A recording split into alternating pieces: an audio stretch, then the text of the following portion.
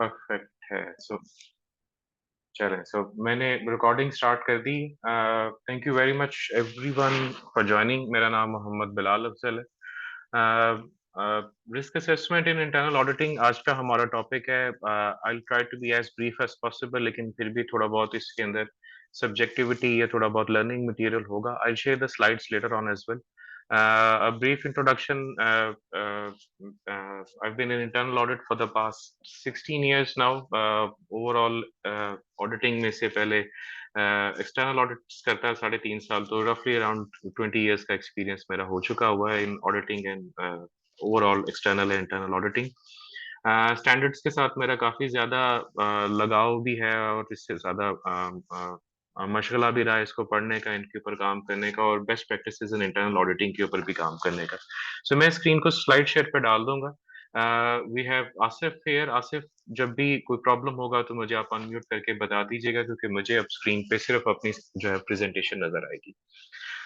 Risk assessment है क्या, risk assessment करते कैसे हैं, रिस्क असेसमेंट में होता क्या है, ये इसके पीछे काफी मिथ्स हैं। Was getting plenty of requests from, बल्कि recommendations from a lot of people के हमें बता दिया जाए कि रिस्क असेसमेंट होती क्या है, क्या किया जाता है, क्या नहीं किया जाता। तो मैंने थोड़ा सा ब्रीफ इसके बारे में बनाया है। थोड़ा सा एक्सप्लेन करेंगे कि इसके मिथ्स कुछ ब्रेक करेंगे, क्या हम गलतियां करते हैं ओवर द पीरियड। मैंने जो बहुत सी ट्रेनिंग्स दी उसमें मैंने लोगों से डिस्कशंस की, तो मुझे क्या फीडबैक मिला, बहुत से लोग जो मेरे पास प्रॉब्लम्स लेकर आते हैं वो क्या मिस्टेक्स करते हैं। तो मैं थोड़ा सा उसको भी टच करूंगा, then I will give some recommendations as well, क्या करना चाहिए, कैसे करना चाहिए। और the good part in this exercise session is के जो है ना, मैं इसको जीआईएस के साथ लिंक भी कर दूंगा। अगर आप जीआईएस को जानते हैं, तो जीआईएस एक्चुअली आईपीपीएफ का पार्ट है, जिसे इंटरनेशनल प्रोफेशनल प्रैक्टिसेस फ्रेमवर्क कहते हैं। 2024 में आया था। 5 डोमेन्स हैं इसके, 15 प्रिंसिपल्स हैं, और 52 स्टैंडर्ड्स हैं। जो रिस्क असेसमेंट्स हैं, वो या रिस्क असेसमेंट के बारे में गुफ्तगू ज्यादा होती है, वो एग्जैक्टली इन 2 डोमेन्स में होती है। ठीक है, नंबर 1 डोमेन 4 के अंदर, और उसमें भी जो है वो प्रिंसिपल नंबर 9 के अंदर, प्लान स्ट्रेटेजिकली।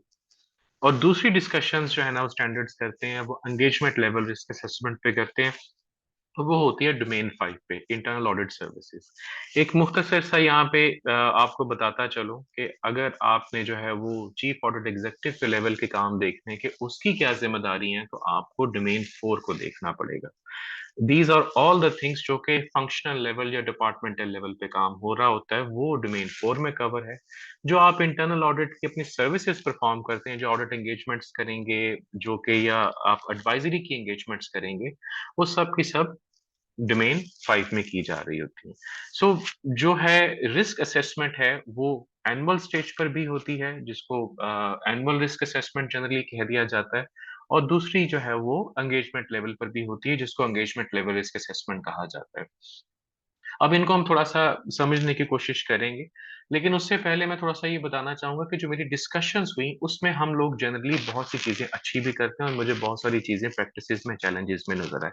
जो चीजें हम इंटरनल ऑडिटर्स बहुत अच्छी करते हैं, जो मैंने देखी, वो ये कि हम फाइनेंशियल असेसमेंट्स बड़ी अच्छी करते हैं, हम फाइनेंशियली लिंक करना जानते हैं, क्योंकि प्रीडोमिनेटली बहुत सारे फाइनेंशियल बैकग्राउंड से होते हैं, तो हमें ये पता होता है कि फाइनेंशियली क्या चैलेंजेस हैं। फाइनेंशियल हम मटेरियलिटी को भी देख लेंगे, वेरिएशन या वेरिएंस भी देख रहे होंगे, ऊपर नीचे जाने वाली सारी चीजें, ये फाइनेंशियल असेसमेंट्स हम अच्छी कर लेते हैं।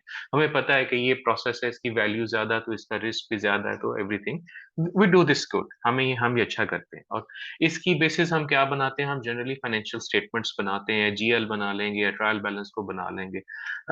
हम देख लेंगे, हम बहुत सी चीजें ऑडिट्स में अपने सेलेक्ट करते हैं, हम सीडब्ल्यूआईपी को सिलेक्ट कर रहे होंगे, एफएआर को सिलेक्ट कर रहे होंगे, हम पेरोल सेलेक्ट कर लेंगे, हम इन्वेस्टमेंट्स के एरिया सेलेक्ट कर लेंगे देखने के लिए। हम ऑल ऑफ दीज एरियाज, ये जहां जहां फाइनेंशियल इन्वॉल्वमेंट है, ट्रांजैक्शंस हैं, प्रोक्योरमेंट हम डेफिनेटली उठाएंगे, क्योंकि प्रोक्योरमेंट ऑब्वियसली वैल्यू ड्रिवन होती है, तो हम उसको उठाएंगे। हम नेटवर्क की या कैपेक्स की यूटिलाइजेशन और डिप्लॉयमेंट को उठा रहे होंगे।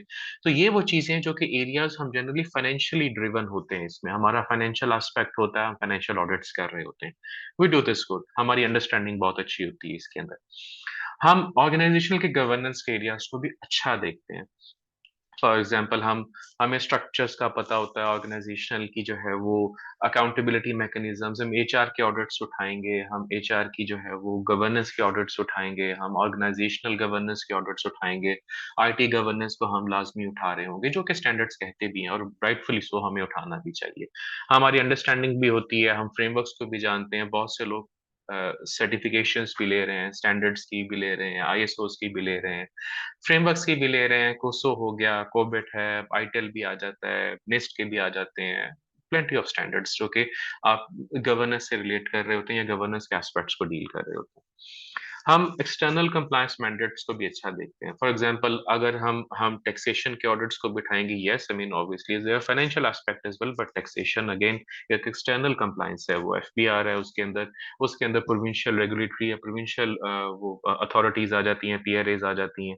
सो आप उनकी भी मैंडेट्स को उठाते हैं, या if you have a regulator, banks हैं तो वो एसपीपी की गाइडलाइंस उठा लेंगे, टेलीकॉम है तो वो पीटीए की या पैमरा की गाइडलाइंस उठा लेंगे, जनरली आप एसईसीपी की उठा रहे होंगे गाइडलाइंस या उसके रिक्वायरमेंट्स या लॉज को देख रहे होंगे। So we generally cover this area good as well, हमें कंप्लायंसेस का भी पता होता है। So what we have seen so far, हम फाइनेंशियल एस्पेक्ट भी देख रहे हैं, हम कंप्लायंस का एस्पेक्ट भी देख रहे हैं। और तीसरा, हम इंटरनल कंप्लायंसेस को भी बड़ा अच्छा दिखा देखते हैं, हमें पता होता है कि ऑर्गेनाइजेशनल पॉलिसीज हैं, उनकी इम्प्लीमेंटेशन है, ये है एंड एवरीथिंग एंड स्टफ। सो हमारी कवरेज इन एरियाज में अच्छी होती है। लेकिन हमें चैलेंजेस कहाँ पर हैं? And this is, I am not trying to be specify, I am not, किसी को मैं जनरलाइज नहीं कर रहा, किसी पे स्पेसिफिक कमेंट नहीं कर रहा, but this is what I have observed and heard over the period. For example हमारा बहुत कंप्लायंस फोकस हो जाता है, और ये कंप्लायंस का जो फोकस है ना, इट्स गुड, लेकिन ये रिस्क बेस्ड मेंटालिटी को खत्म कर देता है इवेंचुअली। और ये फोकस होना, एक्सेस ऑफ फोकस कंप्लायंस पे होना जो है ना, ऑडिटर की जो है ना वो यूनिकनेस या उसकी जो एबिलिटी टू डिलीवर वैल्यू है उसको खत्म कर। फॉर एग्जाम्पल कंप्लायंसेस ऑटोमेटेड भी मॉनिटर हो सकती हैं, उसके ऊपर सिस्टम्स एंड चेक्स भी लग जाएंगे। और अगर आप कंप्लायंस को ही देखते रहेंगे और उसी पे एक्सट्रीम फोकस रखेंगे या रिस्क बेस्ड प्रायोरिटीज को नहीं लेकर आएंगे माइंड में, तो इवेंचुअली मैनेजमेंट कहेगी कि यार, या वो कहेंगे यार आप वैल्यू का ऐड कर रहे हो। ठीक है, ये तो हमें भी पता है, हम नॉन कंप्लायंट है इसमें, इसकी पे ये वजह है, क्यों है ये, किस वजह से। एक मैंने जो बहुत जनरल चैलेंज देखा वो स्कैरसिटी ऑफ प्लानिंग है। फॉर एग्जाम्पल हम किसी भी ऑडिट में जाते हैं तो हम डायरेक्टली एग्जीक्यूशन वाले जो है ना वो पार्ट पे घुस जाते हैं, हम उसको प्लान नहीं करते। Majority of the audit work actually comes from the planning side, execution तो उसकी जस्ट एग्जीक्यूशन है after what ever you have done in the planning stage. एक जो बहुत बड़ा चैलेंज देखा वो गॉटचा मेंटेलिटी का भी है। हम जनरली ऑर्डर्स इसलिए भी अपने सिलेक्ट कर रहे होते हैं या प्रेफर कर रहे होते हैं कि हमें पिछली दफा बड़े अच्छे पॉइंट मिले थे, इस दफा भी मिलेंगे, हम इन्हें छोड़ेंगे नहीं। या जो है ना, इस बंदे के साथ हमारा मसला है, ये वाला एरिया जो है ना वो इसको हमने पकड़ना है, इसको हमने छोड़ना नहीं। So this is actually a biased mindset, ये ट्रिगर्ड माइंडसेट है आपका कि आप उसको पकड़ना चाहते हैं, that's why you are selecting it. It's not based on a risk based priority और risk based utilization of best optimal utilization of resources, बल्कि आप ऑलरेडी एक फोकस माइंडसेट के साथ चले गए। बट द मोस्ट इम्पोर्टेंट जो मैं इसमें कहूंगा ना वो ये कि मेरी जो डिस्कशंस हुई उसमें वेरी फ्यू डिपार्टमेंट्स जो है उनका फोकस ऑर्गेनाइजेशनल स्ट्रेटजी पर होता है। इंटरनल ऑडिट्स का, इंटरनल ऑडिट फंक्शंस कंप्लायंस को देख रहे होंगे, फाइनेंशियल एस्पेक्ट्स को देख रहे होंगे, स्ट्रेटजी को नहीं देखते। ऑर्गेनाइजेशन अगले 5 साल में कहाँ जाने जा रही है उसके ऊपर फोकस नहीं कर रहे होते। ये जरूरी है अभी डिस्कस करना, क्योंकि रिस्क असेसमेंट के लिए ये बहुत इंपॉर्टेंट है। मैंने लोगों को मार्केट की एवोल्यूशन या लैंडस्केप्स को असेस करते नहीं देखा जब वो अपनी रिस्क असेसमेंट करें। They are not looking at the competitors, उनकी स्ट्रेटजीज, उनके बिजनेसेस, उनकी बेस्ट पॉसिबल अपॉर्चुनिटी। क्योंकि आप देखिए, आप उसको नहीं देख रहे जो आपका कंपेटिटर अच्छी चीज कर रहा है, बल्कि आप अपनी चीज के ऊपर ज्यादा फोकस करें, बिकॉज इंटरनल कंप्लायंस ड्रिवन हम होते हैं, इंटरनल कंप्लायंसेस पे हमारा फोकस होता है। और एक और जो चीज जो मैंने जनरल चैलेंज देखा है वो ऑर्गेनाइजेशन बिजनेस कर कैसे रही है उसके बारे में जो है वो अंडरस्टैंडिंग का गैप हमारे लोगों में होता है, इंटरनल ऑडिटर्स में होता है। अगेन वजह उसकी क्या है, फाइनेंशियल ड्रिवन होते हैं ज्यादा या कंप्लायंस ड्रिवन होते हैं। आई am not saying everyone does it, लेकिन ये कि ये एक जनरल चैलेंज है जो मुझे नजर आया ओवर द इयर्स, लोगों से डिस्कशंस करके, उनके माइंडसेट्स पढ़ के, या उनकी उनकी जो जैसे उनका एनुअल प्लानिंग का या उनके ऑडिट प्लान्स का मेथोडोलॉजी या प्रोसेसेस समझ के। So these are the 5-6 challenges जो मैंने देखे हैं ओवर द पीरियड, लोगों में देखे हैं, उनको काम करते हुए देखा है इसके ऊपर। यहाँ पे मैं आपके सामने कुछ की टर्म्स रखूंगा और ये की टर्म्स बड़ी इंपॉर्टेंट है। आपने इसके बाद में एक चीज हाईलाइट करूंगा उसमें, फिर आप उसमें देखिएगा कि there is a direct linkage in all of these key terms, और ये की टर्म्स किससे रिलेट करती हैं? रिस्क। रिस्क पॉजिटिव और नेगेटिव अनसर्टेनिटी को रिलेट करता है। रिस्क एपिटाइट, जो आप रिस्क एक्सेप्ट करना चाहते हैं अपने गोल्स ऑब्जेक्टिव्स को अचीव करने के लिए। टॉलरेंस, जो वेरिएशन आप एक्सेप्ट कर रहे होते हैं अपने ऑब्जेक्टिव्स के लिए। असेसमेंट, जिसके थ्रू आप रिस्क आइडेंटिफाई कर रहे होते हैं। मैनेजमेंट, जिससे आप मैनेज करते हैं। कंट्रोल मैट्रिक्स, जो टूल है जो ऑडिटर्स यूज करते हैं जिसमें कंट्रोल ऑब्जेक्टिव्स को आप लिंक करके चल रहे होते हैं। गवर्नेंस, वो structures, combination, policies, procedures, practices जो डायरेक्ट ऑर्गेनाइजेशन में डाला जाता है ताकि आप उसे मैनेज कर सकें, डायरेक्ट कर सकें, अकाउंटेबिलिटी सेट कर सकें, इंफॉर्मेशन कर सकें, और ये बोर्ड की तरफ से आती है। और कंट्रोल, कोई भी एक्शन जिससे आप अपने रिस्क को एड्रेस करना चाहते हैं। अब यहाँ पर मैं एक हाइलाइट करूंगा चीज, अगर आप इन सारी टर्म्स में देखें जहां भी रिस्क, रिस्क से रिलेटेड डिस्कशन है या रिस्क मैनेजमेंट से रिलेटेड बात हो रही है, उसमें ये कीवर्ड आता है objectives, strategies, objectives, organisational objectives की अचीवमेंट, ऑर्गेनाइजेशनल ऑब्जेक्टिव्स की फुलफिलमेंट, एस्टैब्लिश ऑब्जेक्टिव्स को कैसे अचीव किया जाए। ये वो सबसे बड़ा इंपॉर्टेंट एरिया है जो कि जो है ना वो मुझे जनरली ऑडिटर्स लैकिंग नजर आए। हम ऑर्गेनाइजेशन स्ट्रेटजी और ऑब्जेक्टिव्स को फोकस नहीं करते जब हम अपनी रिस्क बेस्ड प्रायोरिटीज डिटरमिन करना चाह रहे होते हैं। जबकि आप ये देखेंगे कि in every direction, in every discussion, और ये सारी की सारी डेफिनेशंस आईआईए की हैं, वो ऑर्गेनाइजेशन के ऑब्जेक्टिव्स के अचीवमेंट की बात करते हैं। So organization objectives are the ones which take the precedence. Organization objectives कौन determine करता है? ये board determine करता है, ये board की तरफ से आते हैं। ये ऑर्गेनाइजेशन ऑब्जेक्टिव्स आपने अपनी रिस्क मैनेजमेंट या रिस्क एपिटाइट या रिस्क असेसमेंट हर चीज में इनको रेफर करना है। सो इन की टर्म्स को जो है ना वो देखना और आगे जो है ना इनको रिलेट करना बहुत इंपॉर्टेंट होगा। सो ब्रीफली ये जो है ना ये 5 6 6 7 टर्म्स हैं, ये आपको स्लाइड्स में शेयर कर दूंगा, लेकिन ऑब्जेक्टिव्स का लिंकेज आप देखिएगा कि हर तरफ है। एवरी स्लाइड आप देखेंगे, एवरी डेफिनेशन आप पढ़ेंगे, ऑब्जेक्टिव्स वहां पर आ जाएंगे। सो ये हमारे लिए इम्पोर्टेंट भी है क्योंकि आगे इनका डिस्कशन, इन पे डिस्कशंस भी आएगी और इनके ऊपर ऑब्वियसली जो है वो हमारे कुछ रिक्वायरमेंट्स भी इनके ऊपर आ जाएगी।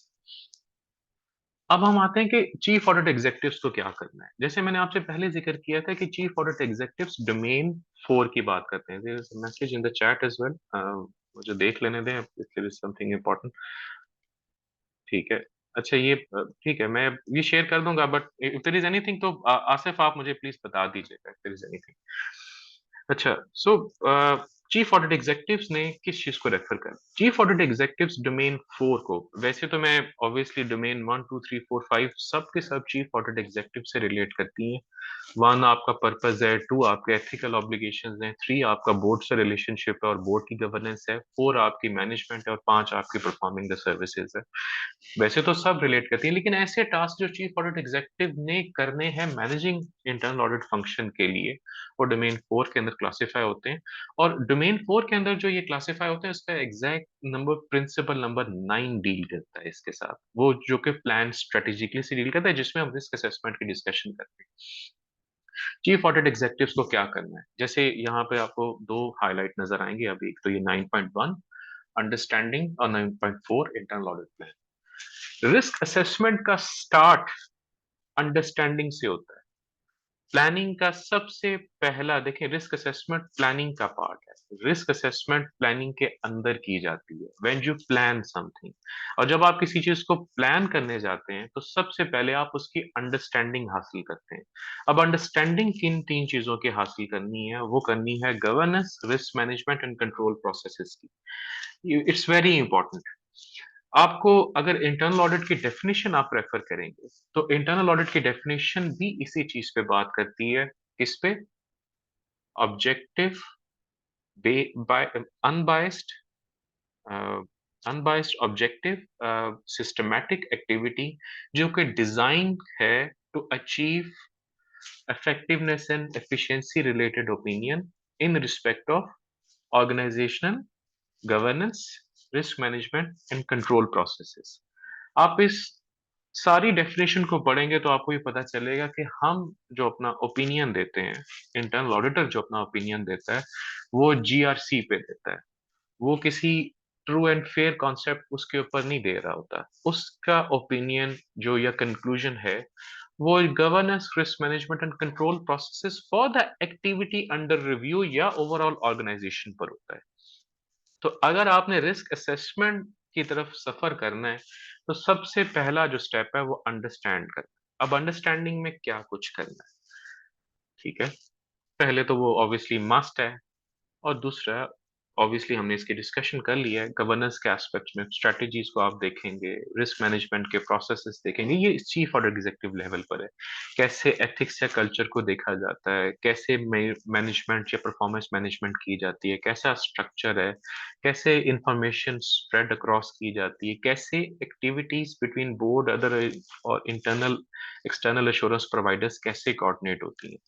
अगर आप इन सब में देखेंगे ना, तो आपको कुछ चीजें ये नजर आएंगी कि आप गवर्नेंस में हमारे चीफ ऑडिट एग्जीक्यूटिव्स बहुत सारे, जब मैं इनसे डिस्कशंस करता हूँ तो वो कहते हैं हमें ऑर्गेनाइजेशनल स्ट्रेटजी का नहीं पता, या हमें नहीं पता कि मैनेजमेंट की आगे स्ट्रेटजी क्या है या वो किधर जाना चाह रही है, हमें उन मीटिंग्स का पार्ट नहीं बनाया जाता।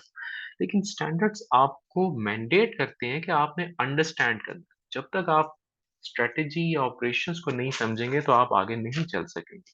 आपको एथिक्स कल्चर पे बात करता है, आपके अकाउंटेबिलिटी मैकेनिज्म्स पे बात करता है। जब आप परफॉर्मेंस मैनेजमेंट की बात करते हैं तो ऑब्जेक्टिव केपीआई सेटिंग के ऊपर जो है ना वो बात कर रहे हैं। हम मोस्ट इम्पोर्टेंटली यहाँ पे हम एज एन इंटरनल ऑडिटर शायद अदर एश्योरेंस प्रोवाइडर्स के साथ कोऑर्डिनेट नहीं करते या करना नहीं चाहते, हम उसे देखते नहीं। एक हमारी ऑर्गेनाइजेशन में बहुत से एश्योरेंस प्रोवाइडर्स हो सकते हैं, आपका कंप्लायंस फंक्शन हो सकता है, आपका लीगल फंक्शन भी हो सकता है, कोई रेगुलेटरी फंक्शन हो सकता है, कोई आपका रेवेन्यू इंश्योरेंस का फंक्शन हो सकता है, ये सारे, या क्वालिटी इंश्योरेंस का फंक्शन हो सकता है। ये सब के सब फंक्शंस कुछ ना कुछ एक्टिविटीज परफॉर्म कर रहे हैं। इनकी अंडरस्टैंडिंग लेना बहुत इंपॉर्टेंट और वाइटल है, वो कर क्या रहे हैं और आप क्या कर रहे हैं। क्योंकि अगर आप इन चीजों की अंडरस्टैंडिंग या इसकी अंडरस्टैंडिंग नहीं लेंगे तो डुप्लीकेशन ऑफ वर्क जो है वो लाजमी हो जाएगा। And it is not just the internal one but the external ones as well. External assurance providers में फॉर एग्जांपल आपकी सिर्फ वो एक्सटर्नल ऑडिटर नहीं आता, आपकी ऑर्गेनाइजेशन किसी आईएसओ की जो है वो सर्टिफिकेशन लेती है, 27001 है, 9001 है, 45001 है, तो उसके एक्सटर्नल ऑडिट्स होते हैं। उनकी जो एक्सटर्नल एश्योरेंस आ रही है उनके ऑडिट की, वो भी इंपॉर्टेंट है। आप किसी इंफॉर्मेशन सिक्योरिटी का ऑडिट करवाते हैं, किसी चीज का करवाते हैं, अगेन दैट इज इंपॉर्टेंट। उन सबको देखना, कोऑर्डिनेट करना और समझना इंटरनल ऑडिटर्स के लिए बहुत इंपॉर्टेंट है। The second is risk management and control processes. इसमें आपको क्या चीज देखनी है, again reliability, integrity of information, आगे जाके इस पर मजीद डिस्कस करेंगे। एफिशिएंसी ऑफ ऑपरेशंस प्रोग्राम्स कैसे है, एसेट्स कैसे सेफ गार्ड होते हैं, कंप्लायंस विद लॉ रेगुलेशंस कैसे मेंटेन करती है। तो जब अब चीफ ऑडिट एग्जीक्यूटिव अपनी एंटिटी की प्लानिंग या एंटिटी की अंडरस्टैंडिंग या उसको स्ट्रेटेजिक प्लानिंग करने के लिए आगाज करता है तो उसे पहले ये काम करना है, इन सब चीजों को देखना है ऑर्गेनाइजेशन के बारे में समझने के लिए। सेकेंडली जब ये वो इसी को करेगा तो वो उसने इसको nth लेवल पे नहीं देखना, उसने इसको ब्रॉडर लेवल पे देखना। It's an overview, it's not expected नहीं है कि वो बिल्कुल प्रोसेस लेवल पे चला जाएगा, क्योंकि एनुअल स्टेज की रिस्क असेसमेंट हम आगे डिस्कस करेंगे कि वो टॉप लेवल पर होती है, वो nth लेवल पे निचले लेवल पे नहीं जा सकती। टाइम लिमिटेशंस हैं, लॉट ऑफ फैक्टर्स जो कि इसमें आपको इम्पैक्ट करते हैं। जीआरसीज के लिए chief audit executive, this is what the standards require. They expect कि आपको governance level models, frameworks, principles इनका पता होना चाहिए। अब गवर्नेंस या कंट्रोल रिलेटेड या risk management related global standards कौन से हो सकते हैं? आपका कोबिट है, आपका कोसो का फ्रेमवर्क आ जाता है, आपके आईएसओ आ जाते हैं, आपके जीआरआई के स्टैंडर्ड्स आ जाते हैं, आपके एंटरप्राइज गवर्नेंस के स्टैंडर्ड्स आ जाते हैं। एग्जैक्टली 37001 है, वो गवर्नेंस से रिलेटेड जो है वो फ्रेमवर्क है आईएसओ का। 45001 आ जाएगा आपका अगर आप जो है वो एनवायरमेंटल हेल्थ एंड सेफ्टी से रिलेटेड कंसिडरेशन करना चाहते हैं। सो ये जो है वो याकोबेट है, इस तरह के जो ये सारे के सारे जो फ्रेमवर्क्स हैं, कोसो है, कोसो से रिलेटेड कोसो ईआरएम आ जाएगा, आईएसओ 31000 आ जाएगा। So the standard is expect कि आपको पता होना चाहिए कि स्टैंडर्ड्स हैं क्या, जिससे जीआरसी मेजर या मैनेज या मॉनिटर की जाती है, और उनको अगर ऑर्गेनाइजेशन में इम्प्लीमेंट किया गया हुआ है तो उनकी मेच्योरिटी क्या है। बहुत सी ऑर्गेनाइजेशंस इन स्टैंडर्ड्स के अपने ऑडिट करवाते हैं इनके इम्प्लीमेंटेशन के, वैसे मैंने पहले थोड़ा-सा ज़िक्र किया कि हम ऑडिटर्स जनरली जो है ना वो उन रिपोर्ट्स को या उन चीज़ों को देखने की ज़रा ज़रूरत नहीं महसूस करते। तो ये हमारे लिए ज़रूरी है इसको देखना। क्या हैं, कौन से इम्प्लीमेंटेड हैं और कैसे चल रहे हैं। For example it's likely possible आपके ऑर्गेनाइजेशन के लोग कोसो को इम्प्लीमेंट कर रहे होंगे, लेकिन आप जो है जब इंटरनल कंट्रोल सिस्टम की बात करेंगे तो आप हार्ड कंट्रोल्स की बात कंट्रोल एक्टिविटीज की कर लेंगे। आप एनवायरनमेंट को, उसके रिस्क असेसमेंट को, कम्युनिकेशन को, मॉनिटरिंग को, इन चीजों के बारे में बात नहीं करेंगे। सो उस लेवल पे अंडरस्टैंडिंग होना कि क्या होता है, कैसे गवर्न किया जाता है, क्या होना चाहिए, आइडियल कंट्रोल स्ट्रक्चर क्या होता है, और हमारे यहाँ पर है तो उसकी मेजॉरिटी क्या है, ये आपको अंडरस्टैंडिंग लेनी चाहिए। कैसे ले सकते हैं? बहुत इंपॉर्टेंट है।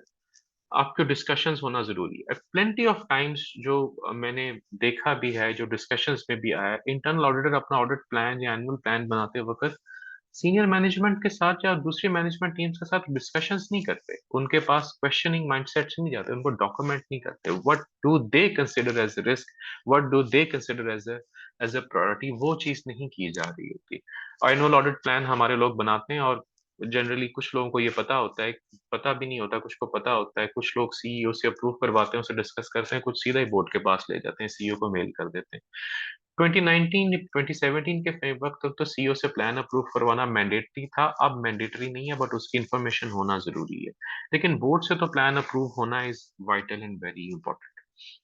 लेकिन सीईओ से भी डिस्कशन होना और उसका उस डिस्कशंस में शामिल होना कि ऑडिट प्लान में क्या चीज़ आएगी, वो बड़ा इंपॉर्टेंट है।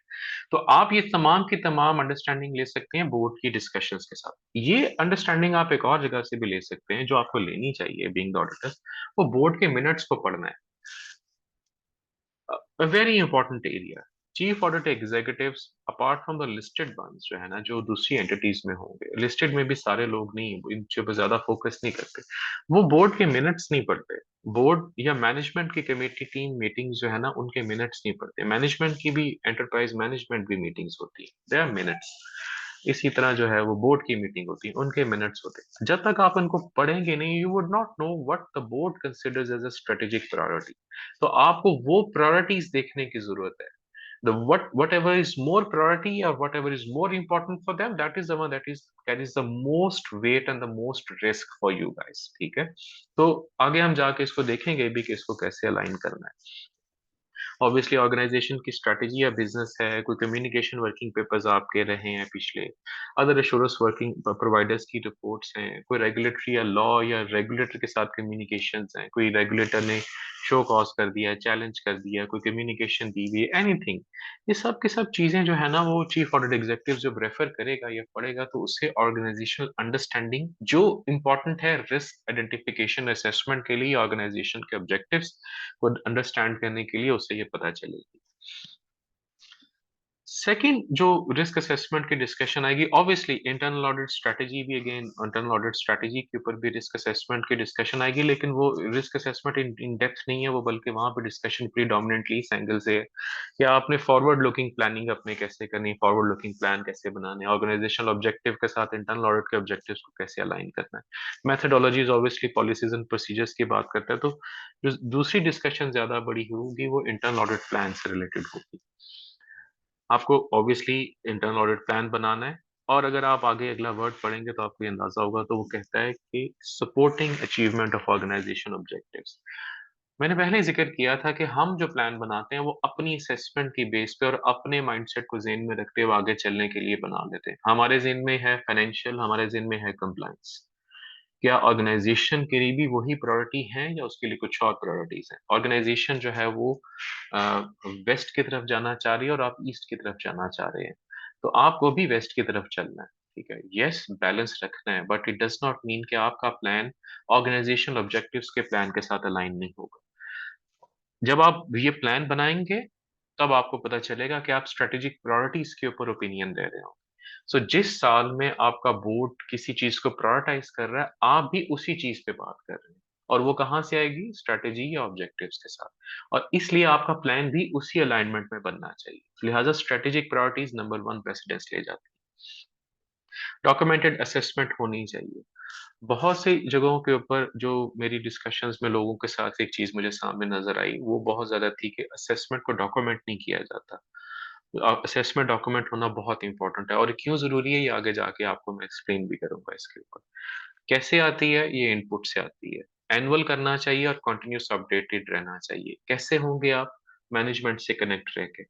बहुत से इंटरनल ऑडिटर्स जो हैं, वो इंटरनल ऑडिट के हेड्स मैनेजमेंट मीटिंग्स में नहीं बैठते, राइटफुली सो, बट स्टैंडर्ड्स कहते हैं कि बैठना चाहिए, एटलीस्ट वो वाली जिनमें जनरल डिस्कशंस होती हैं, जो डिसीजन मेकिंग फोरम्स नहीं होते, या उसका रोल क्लियरली डिफाइन होना चाहिए कि वो वहां पे किस हैसियत में बैठा हुआ है।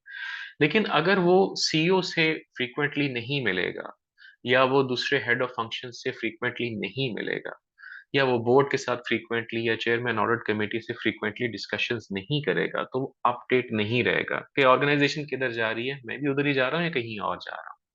Please do remember, and risk assessment एक, या अपनी जो मेथोडोलॉजी है, आइटरेटिव प्रोसेस है, ये एक दफा नहीं होता, ये पूरे साल चलती रहती है।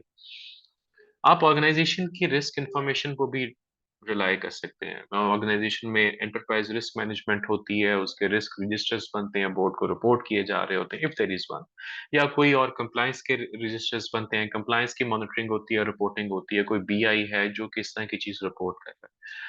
लेकिन ये सिर्फ आप तब रिलाई कर सकते हैं जिस जब आपने खुद उन पे ओपिनियन दिया हुआ और आपने देखा हुआ कोई इफेक्टिव है। सो दैट मीन्स कि जो ऑर्गेनाइजेशन रिस्क मैनेजमेंट प्रोसेसेस या प्रैक्टिसेस या सोर्सेज ऑफ एश्योरेंस है, उनको आपने अपने कवरेज में लेकर आना है।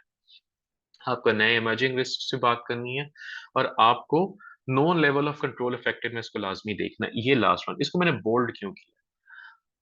मेरी डिस्कशंस जो है ना, वो कई चीज सीएई सीआईएस के साथ होती थी। मैं उनसे पूछता था, मैंने कहा ये आपका ऑडिट प्लान है? तो उन्होंने कहा कि जी मेरा प्लान ये कि ये मेरा हाई रिस्क एरिया, ये लो रिस्क है, ये मीडियम रिस्क है।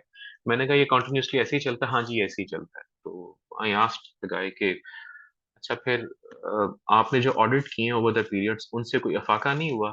तो बेटा क्या मतलब है? तो मेरा मतलब ये कि जब आपने ऑडिट किया, आपने रिकमेंडेशंस दी, जो रिस्क था वो एड्रेस हुआ होगा या टोन डाउन हुआ होगा, या वहीं का वहीं खड़ा हुआ। अगर तो आपके ऑडिट करने के बाद रिस्क में कोई चेंज नहीं आ रही, ओवर द पीरियड कोई फर्क नहीं पड़ा, इसका मतलब है कि आप ऑब्वियसली कुछ ऐसी रिकमेंडेशंस दे रहे हैं जिससे कोई फर्क नहीं पड़ रहा, या they don't matter at all. So a very important aspect to cover here is कि आपको जब अपना एनुअल प्लान बनना है या असेसमेंट करनी है, तो वो रेजिडुअल रिस्क की बेस पे करनी है, when you have considered the level of control effectiveness which may eventually B an outcome of your recommendations over the years. पहले साल के रिस्क असेसमेंट और अगले सालों के रिस्क असेसमेंट में फर्क ही है कि पहले साल आपके पास बेसिस नहीं, अगले साल आपके पास बेसिस है कि किस बेस पे आप कर सकते हैं। आपने पिछले साल ऑडिट किया, यू नो व्हाट क्या इशू है। जरूरी नहीं है कि एक प्रोसेस या एक एरिया फाइनेंशियली बहुत मटेरियल है तो वो वैसे भी हाई रिस्क एरिया आपके लिए हो। मे बी वहां पे कंट्रोल्स बहुत अच्छे हो, ऑटोमेशन हो, प्रोसेस कॉम्प्लेक्सिटी ना हो, there is excellent oversight and supervision as well, कोई कंप्लायंस का बड़ा चैलेंज नहीं है, रिस्क नहीं है, और बहुत हाई लेवल है, इस तरह की चीजें उसमें नजर नहीं आ रही। लेकिन अगेन, मैं ये नहीं कह रहा कि वो हाई रिस्क नहीं हो सकता है, बट मैं ये भी कह रहा हूँ कि आपने भी तो कुछ काम किया है ना उसके जीआरसी को इम्प्रूव करने के लिए। वो कहाँ पे कवर हुआ? वो कवर तो रेजिडुअल रिस्क के फॉर्म पर ही हुआ ना, कि जब आपने कंट्रोल इफेक्टिवनेस इंप्रूव करवा दी। सो इसलिए प्लान में जो है वो इस चीज को लाजमी ध्यान में रखें कि आपका कंट्रोल, उसका या कंट्रोल्स की इफेक्टिवनेस कैसी रही है ओवर द पीरियड, इफेक्टिवनेस के एंगल से। अब आपने क्या काम करना है चीफ ऑडिट एग्जीक्यूटिव्स ने अपनी जब रिस्क असेसमेंट करनी है? आपको ऑब्वियसली जीआरसी की अंडरस्टैंडिंग लेनी है, उसके लिए आपको बोर्ड के साथ डिस्कशंस करनी है और अपना रिलेशनशिप अच्छा रखना है। Senior management other unit level heads के साथ आपको मिलना है, उनकी स्ट्रेटेजीज को समझना है, बोर्ड के मिनट्स मीटिंग्स वगैरह को पढ़ना है, ऑर्गेनाइजेशन के सोर्सेज ऑफ इंफॉर्मेशन को देखना है, मैनेजमेंट की रिस्क रिपोर्टिंग जो बोर्ड का है उसे देखना है, ऑडिटर्स ने पहले क्या पॉइंट आउट किया उसको देखना है, क्या अदर इंश्योरेंस और प्रोवाइडर्स ने पॉइंट आउट किया है उससे देखना है, ओपन कम्युनिकेशन चैनल रखना है अपने इंश्योरेंस प्रोवाइडर्स के साथ, नए इमर्जिंग रिस्क को देखना है, कंपटीटिव लैंडस्केप को माइंड में रखना है, और टीम को एजुकेट करना है। ये वो चीजें हैं जो कि चीफ ऑडिट एग्जीक्यूटिव को रिस्क असेसमेंट के लिए करनी जरूरी है।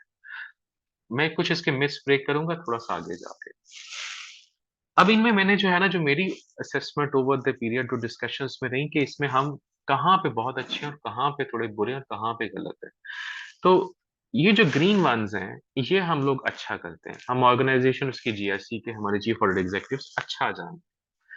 हम पुरानी गलतियों को भी जानते हैं, हम नए इमर्जिंग ट्रेंड्स पे भी बात करते हैं, हम कम्पिटिटिव लैंडस्केप को भी अच्छा देख लेते हैं। ये मैं चीफ ऑडिट एग्जीक्यूटिव ऑडिटर्स के लेवल पे बात नहीं कर रहा, सीएईस के लेवल की बात कर रही थी। लेकिन जहां पे मुझे मसाइल नजर आए, थोड़ा मसला नजर आए, कुछ अच्छे हैं कुछ बुरे हैं, वो ये कि हम organisation related resources, risk appetite और रिस्क टॉलरेंस को नहीं देखते।